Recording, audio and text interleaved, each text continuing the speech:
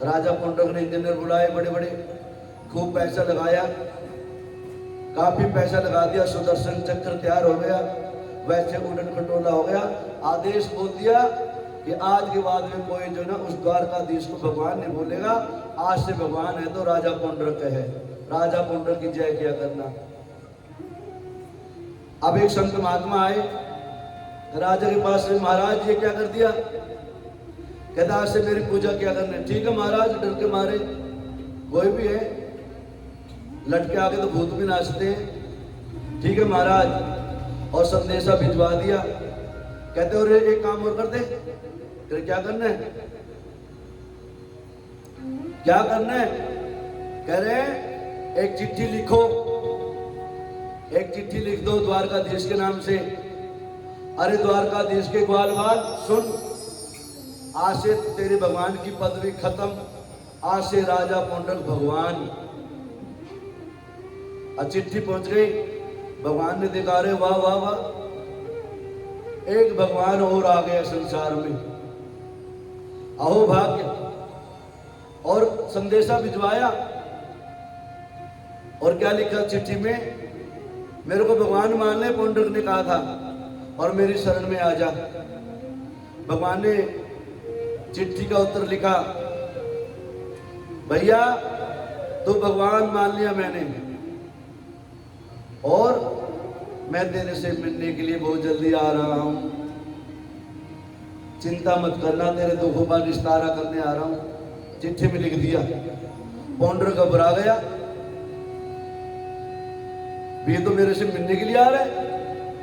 पुंडरक को कहीं ना कहीं अंदर से डर था भगवान का। कहता अच्छा मिलने के लिए आ रहे हैं? कहता हाँ, सख्त आदेश भेजे, मैं देर नहीं करूंगा, जल्दी आऊंगा मिलने के लिए। पुंडरक डर गया, अपने मित्र काशीराज को बुलाया, भैया वो तो मिलने के लिए आ रहे हैं। कह भी डरने की क्या बात है, राजा है, उड़न खटोला बना रखा है, रिमोट हाथ में है, जब इतना चिंतन किया है उसका। और भैया या तो बाबा रेल में या बाबा मंदिर में। बोलो राधे राधे, अब बोलो राधे राधे। या तो बाबा रेल में या उड़न खटोले में या मंदिर में। काहे के जेल में ले जा रहे हो? अब बोलो राधे राधे।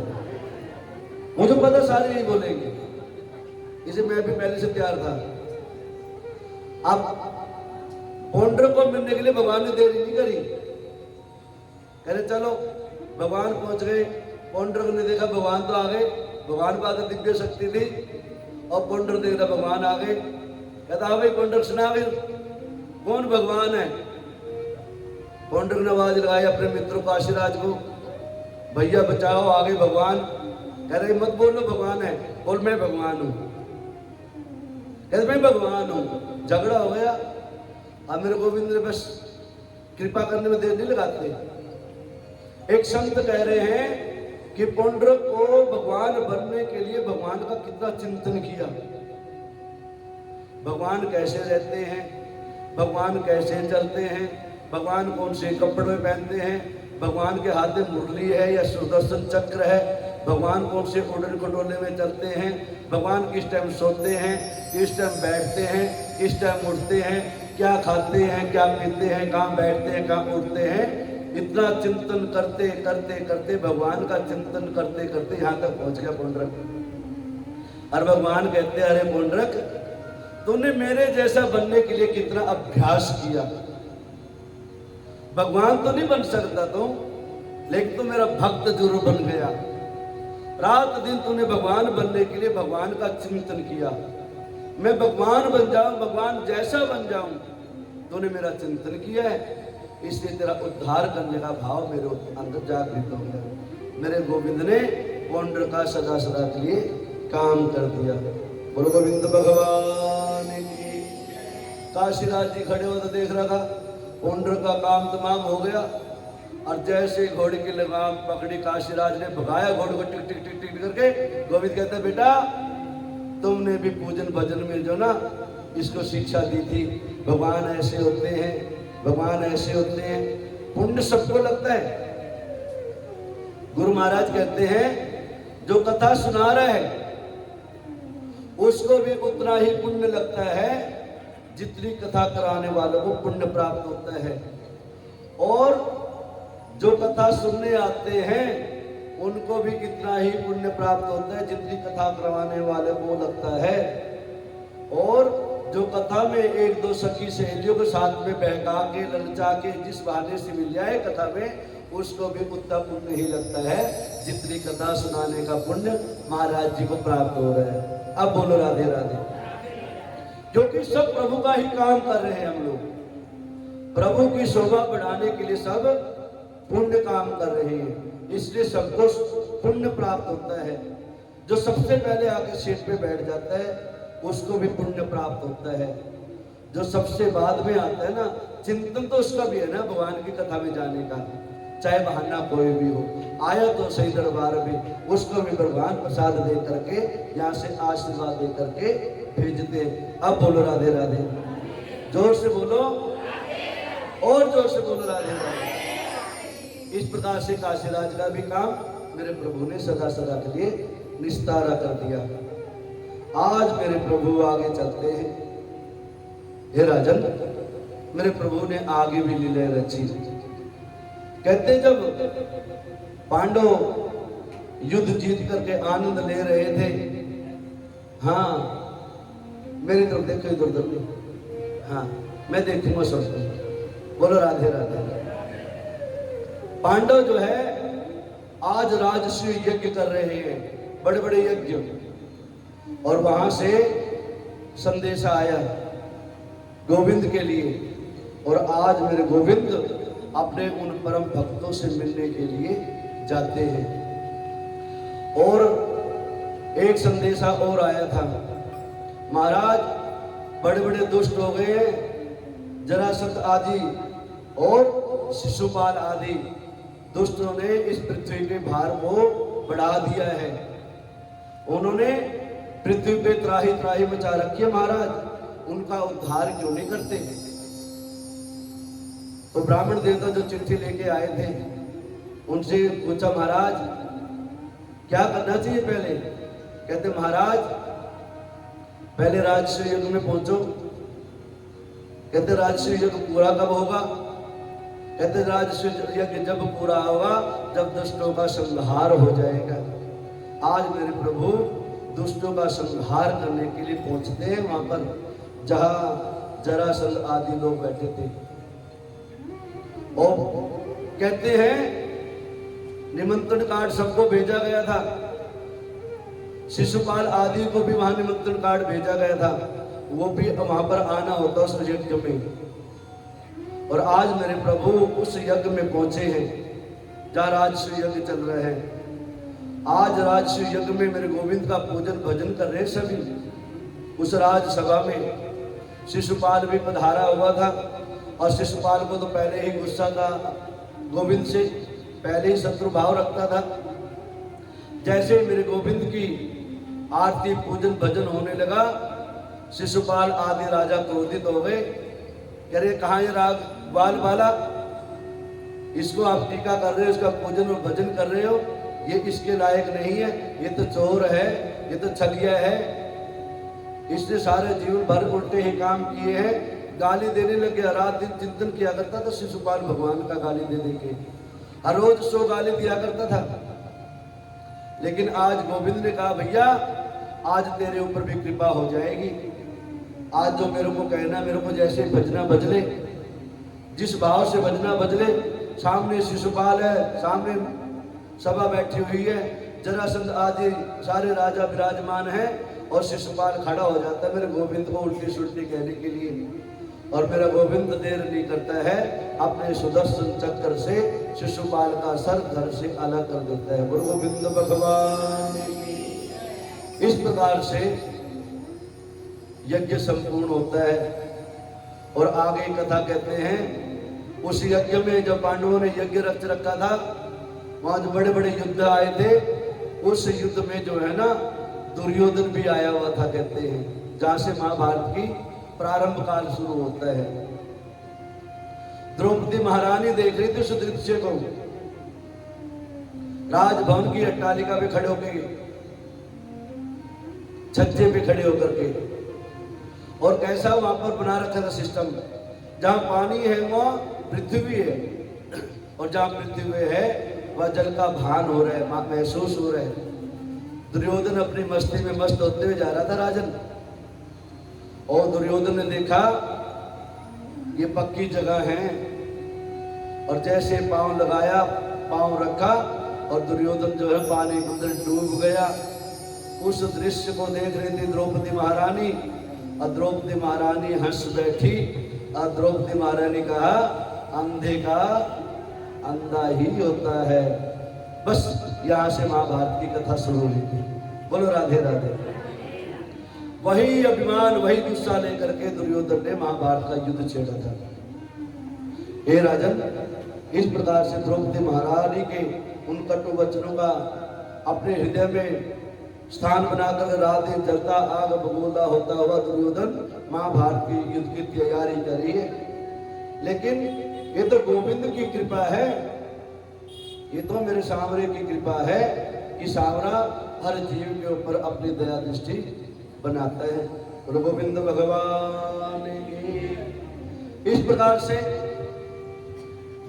एक दिन मेरे गोविंद कहने लगे, भैया दाओ भैया थोड़ा घूम के आओ, तीर्थ यात्रा करे आओ।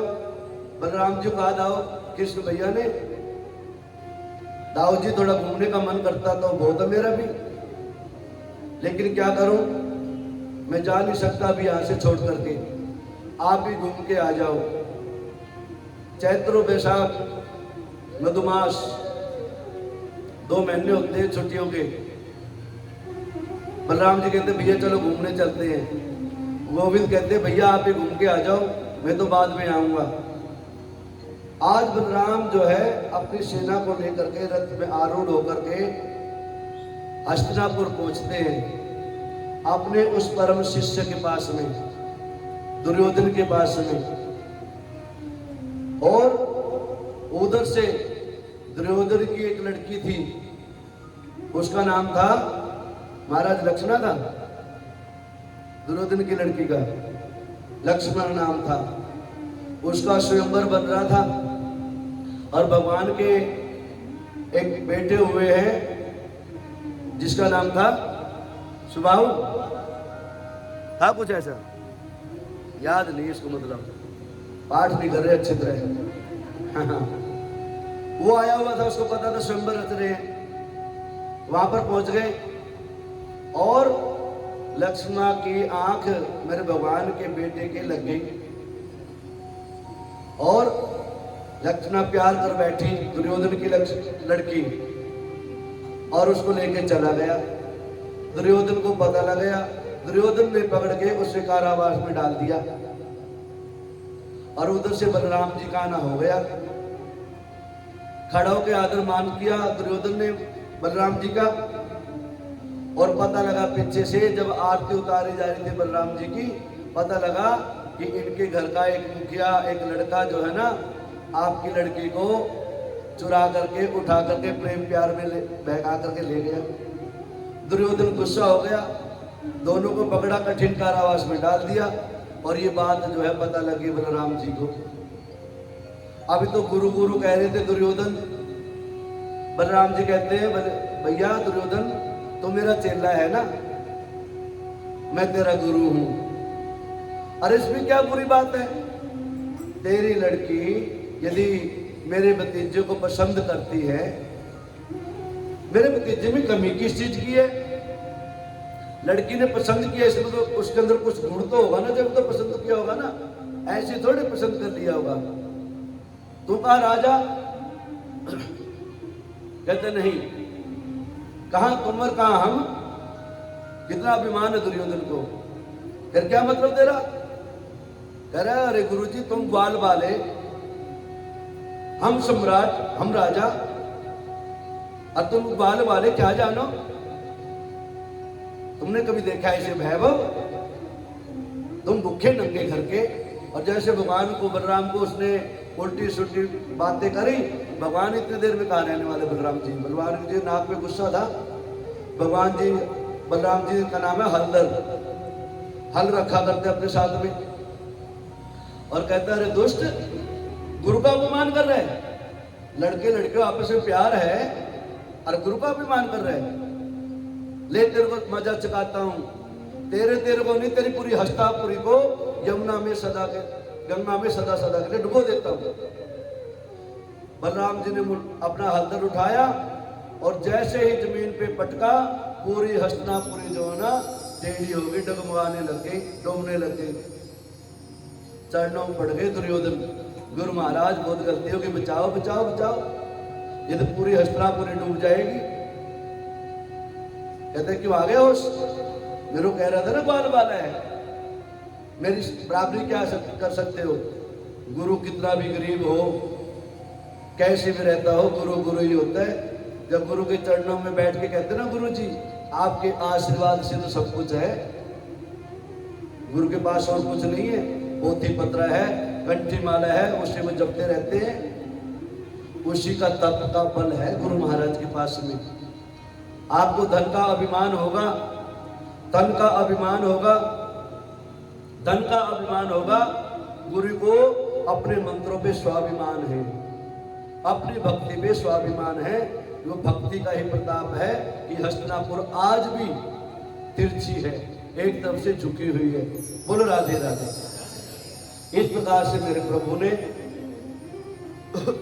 दुष्टों का संहार किया और आज से यज्ञ को संपन्न करवाया और सदा सदा के लिए अपने भक्तों को आशीर्वाद दे करके, अभयदान दे करके द्वारा से द्वारका नगरी में आकर के अपना राजपाठ चलाने लग जाते हैं। गोविंद भगवान की। अनेकों प्रकार की कथाएं आती हैं बीच में, अनेकों ऋषियों की कथा आती है। हे राजन, ये जीव बार बार गलती करता है और मेरे गोविंद उस जीव के ऊपर बार बार उसकी गलतियों को बिसराते हैं, क्षमा कर देते हैं।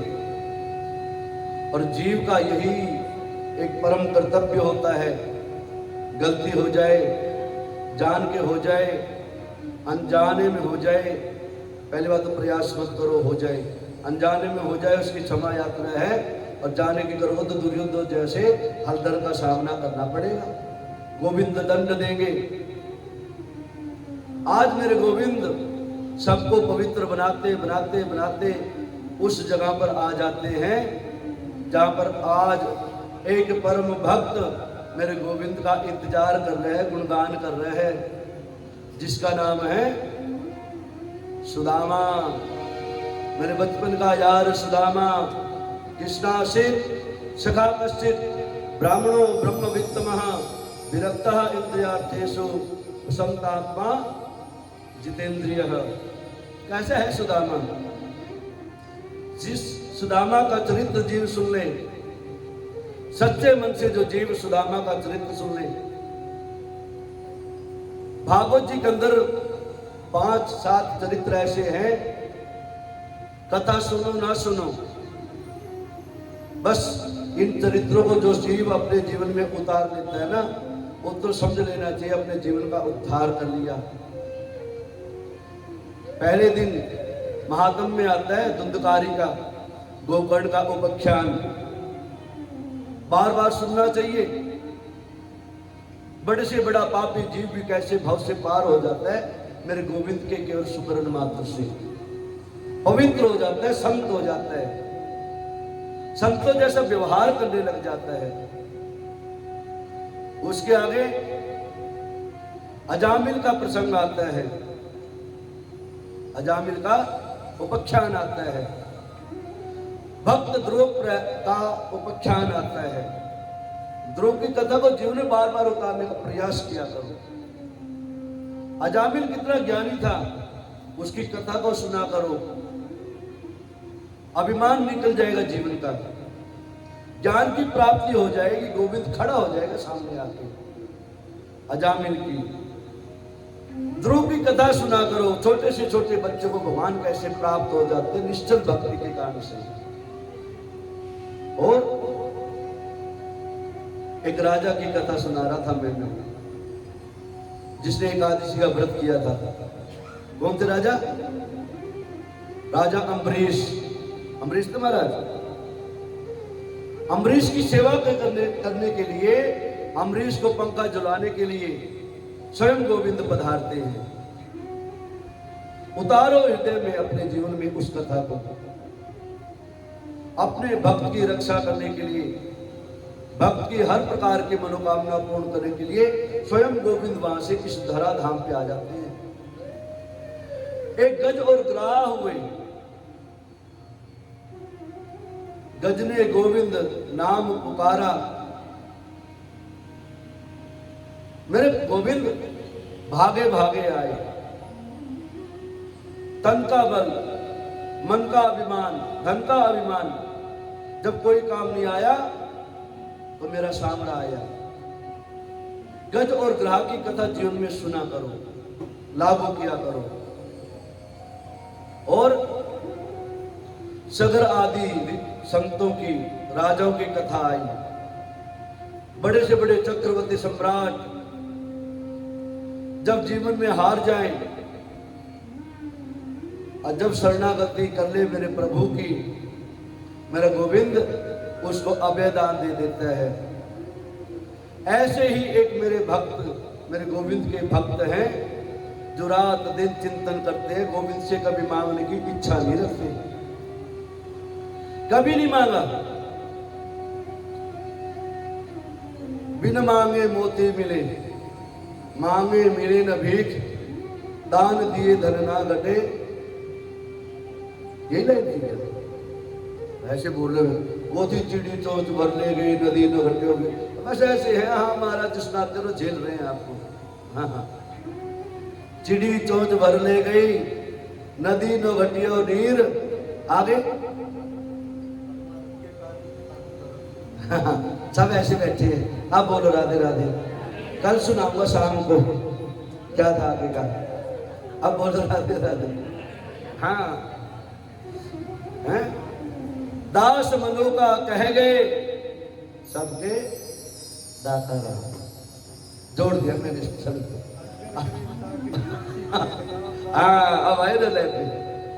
अजगर करे न चाकरी, पंछी करे न काम, और दास मनु का कह गए, सबके दाता राम। ये कथा है नव योगीश्वरों की और 84-24 गुरुओं की कथा में आता है ये। अब इस प्रकार से वो परम भक्त मेरे गोविंद का, हम भी गोविंद के भक्त हैं। 7 दिन से सुंदर मन को बना करके इस कथा को सुनते आ रहे हैं। हमारा मन भी, हमारा तन भी, हमारा भाव भी पवित्र हो चुका है। व्यासपीठ से आप सबको साधुवाद है। सच्ची में हमारे मंदिर के अंदर जो कथा चलती है ना, वो सच्ची में कथा सुनने के लिए आते हैं। हम सुनने में आया है। 4-5 कथें चल रही है सेक्टर 8 के अंदर। सबकी रिपोर्ट आती है, पत्रकार आते हैं हमारे पास, कितनी भीड़ होती है, कैसी प्रसाद की व्यवस्था है और कैसी कथा चल रही है। उसका रिपोर्ट कार्ड है कि आपके नंबर जो है 10 में से 9 है। बोलो राधे राधे। जोर से बोलो। अभिमान मत करना, नंबर ज्यादा आ गए, क्योंकि अभी तो छमाही पेपर है। वार्षिक रिपोर्ट कार्ड आएगा ना, उसमें पता लगेगा कभी अभी से कहता अब तो नंबर बहुत आ गए, और फिर आगे पता लगा फिर ग्रेस मार्क दे के पास करना पड़ गया। ऐसा नहीं है। बोलो राधे राधे। वो ऐसा सका बचपन का यार मेरे गोविंद का, बचपन में जिसके साथ मेरे गोविंद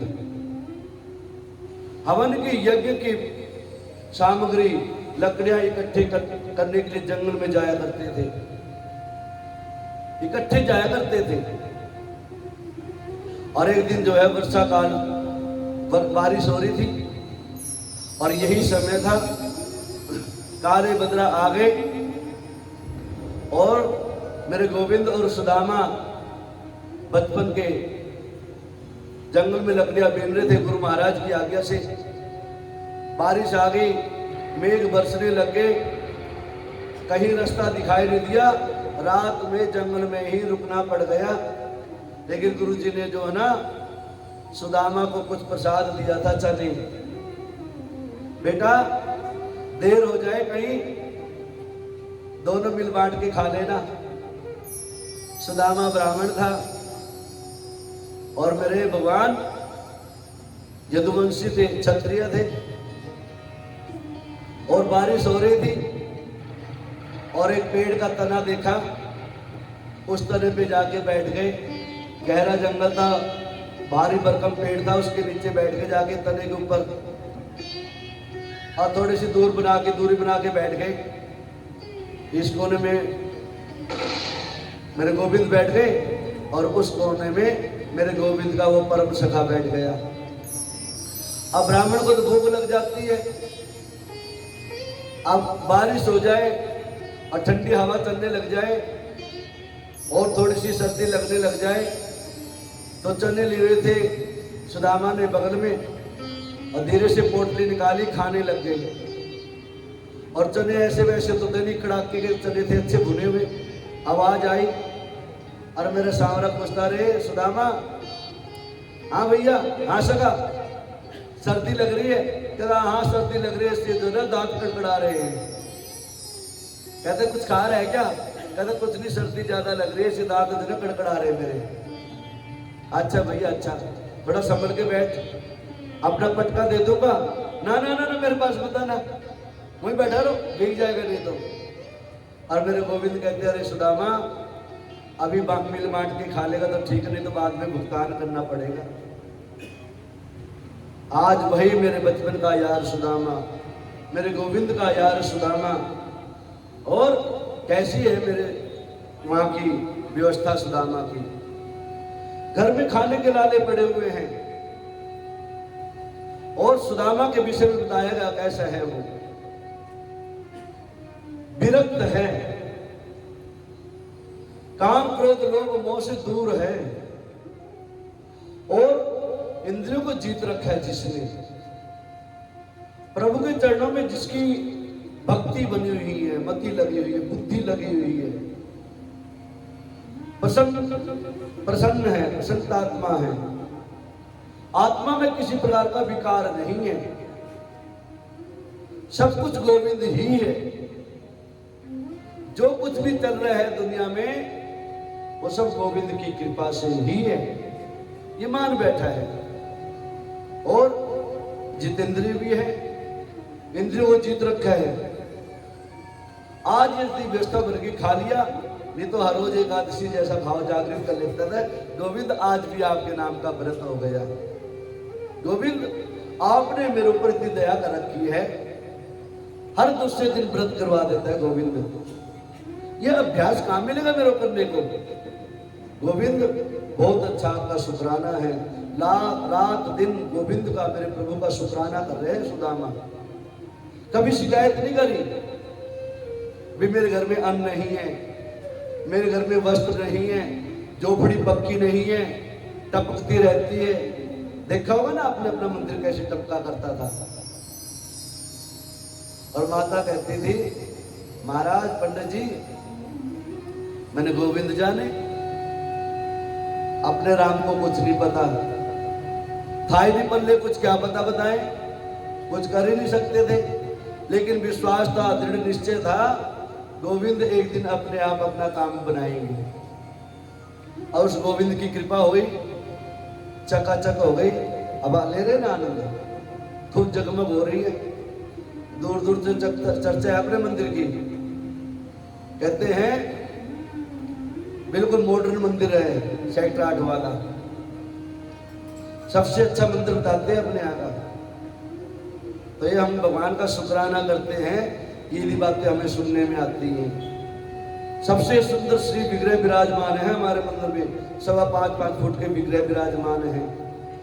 पूरी रोहिणी के अंदर एक ही मंदिर है जिसमें 5.25 फुट के विग्रह स्थापित है, बाकी तीसरा मंदिर कोई नहीं है। लेकिन ऐसी सुंदर चितवन कहीं नहीं है जितनी सांवरी सूरत मेरे भगवान के अपने दरबार में है। निहारते रहो। जिस मंदिर में 5.25 फुट के भगवान विग्रह विराजमान है, उस मंदिर के पुजारी हमारे मित्र हैं लक्ष्मण जी। कहते महाराज दिव्य दरबार है, दिव्य दरबार। तो हम अपने गोविंद का शुक्राना करते हैं कि हमारा इतना सुंदर दरबार है। तो आज वो परम भक्त बैठे हैं अपने आसन पे, गोविंद के नाम की ओम नमो भगवते वासुदेवाय नाम के मंत्र की माला जप रहे हैं। और उस गोविंद के भक्त की पत्नी है जिसका नाम है सुशीला। सुदामा की धर्मपत्नी का नाम सुशीला। सुशीला ये ना, हाँ हाँ सही ला दिया करो। हाँ। बोलो राधे राधे, जोर से बोलो।